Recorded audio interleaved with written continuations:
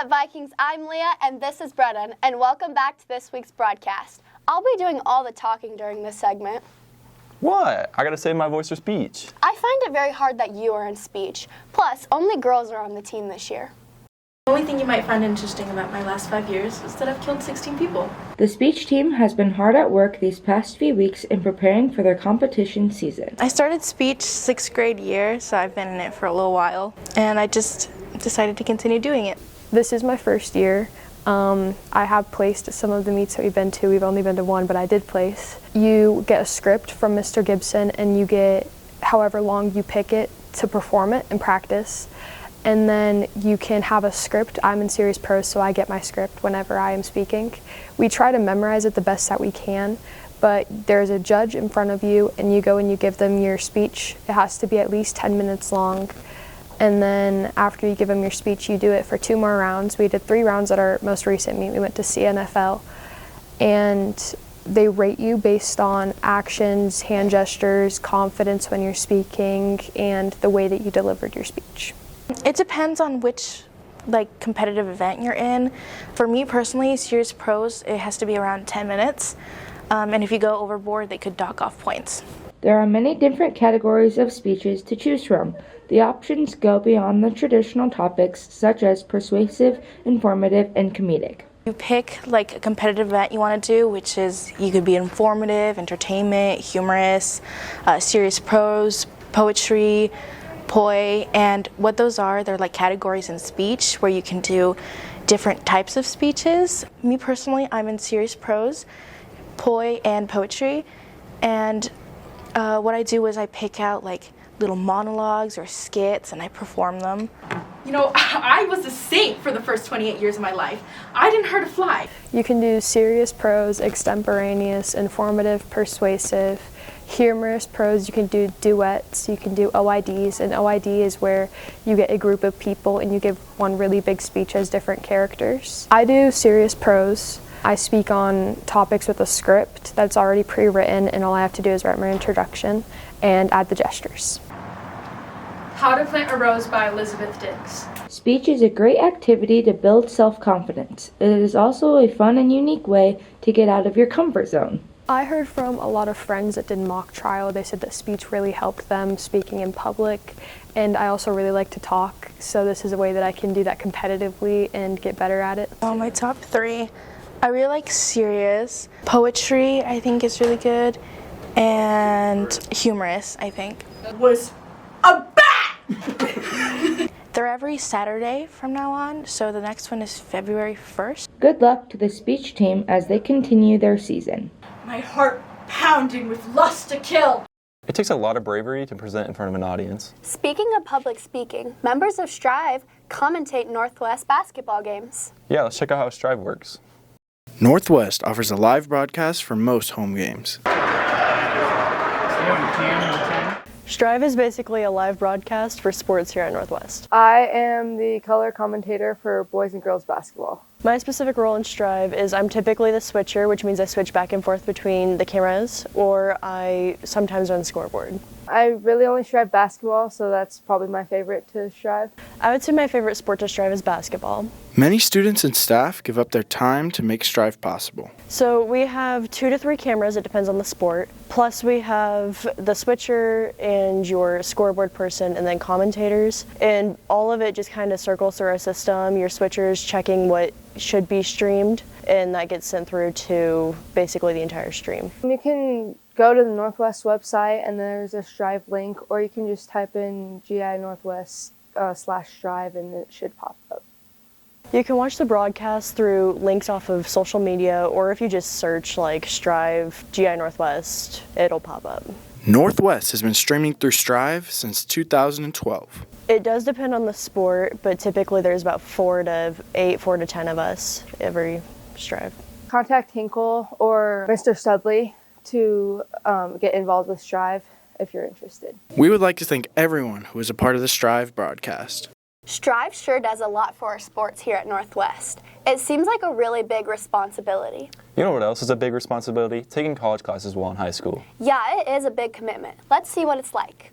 Lots of time and dedication goes into college classes for both students and teachers. I teach calculus here at Northwest. It can be taken as advanced placement or for dual credit through Central Community College, and it's offered here at the high school. Right now I'm taking a English CCC class out at the college taught by Mr. Kosmicki. So for this semester I'm taking American Lit with Mr. Kosmicki and then Stats with Harders. I have to make sure that I follow their standards, and so they have to look at my tests and quizzes and be sure that I'm following the curriculum that needs to be covered. So I looked at my program that I was enrolling into and I saw the requirements that I needed to take for classes. I just wanted to get a head start on them. There are many benefits students are able to take advantage of while taking college classes at the high school. Well, this college class is especially unique because we get a full year to cover what college class would cover in a semester. One of the benefits is it's a lot cheaper. I mean, you pay a lot less now than you would when you're actually in college. And it also helps you graduate through college. A lot of kids really like that they're able to get their math credit done while they're in college, and a lot of times calculus is a big adjustment. It's an advantage to be here where they're comfortable. We have small class sizes, and it gives them a really good opportunity to get a good foundation. College classes differ from high school classes as they're a little more in-depth. They expect a little bit better work from you, and it's not as personalized. Like, you can't just go up and talk to the teacher like you would here in high school. I have changed the way I teach quite a bit, just more writing, showing understanding. The graphs are really important, being able to use technology. Advice I'd give somebody for college classes would have to be just do them. They're not as bad as people think. They're still pretty easy classes. And it's going to help you out in the future more than you think. If you're given a reading, to actually read it and not just like search it up or anything like that. College classes can be difficult, but with time and balance, it is possible. I take the early morning session from 7:30 to 8:45, and it's only twice a week, Tuesdays and Thursdays, and he gives you plenty of time to do your assignments outside of class. I don't think it's that difficult. I think it's just like another class that you're taking, but if you have like sports to do an earlier class so it doesn't affect with timing.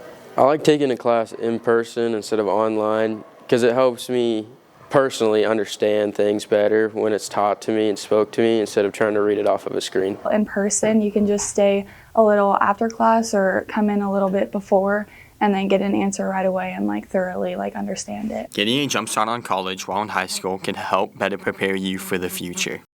Those classes sure take a lot of time and dedication. You know who else has a lot of time and dedication to something?